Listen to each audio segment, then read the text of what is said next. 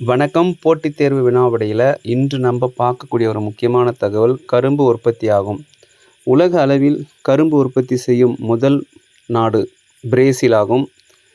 இரண்டாம் நாடு இந்தியாவாகும். மூன்றாம் நாடு சீனாவாகும். கரும்பு உற்பத்தியில் முதல் 3 இடங்களை பிடிக்கக்கூடிய நாடுகள்.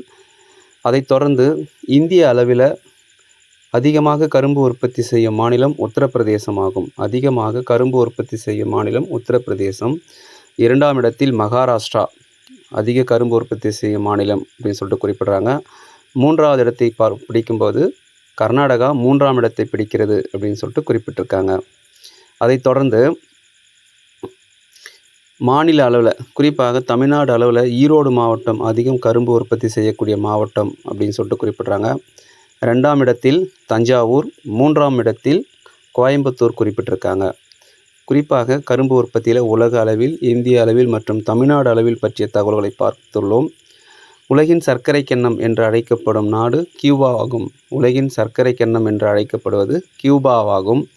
இந்தியாவின் சர்க்கரை கிண்ணம் உத்தரப்பிரதேசம் மற்றும் பீகார் ஆகும். உத்தரப்பிரதேசம் மற்றும் பீகார் ஆகும். இந்த தகவல்கள் உங்களுக்கு பிடிச்சிருந்தால் நம்மளுடைய சேனலை சப்ஸ்கிரைப் பண்ணுங்கள், ஷேர் பண்ணுங்கள், லைக் பண்ணுங்கள். மீண்டும் ஒரு நல்ல செய்தியோடு அடுத்த வீடியோவில் பார்க்கலாம். நன்றி.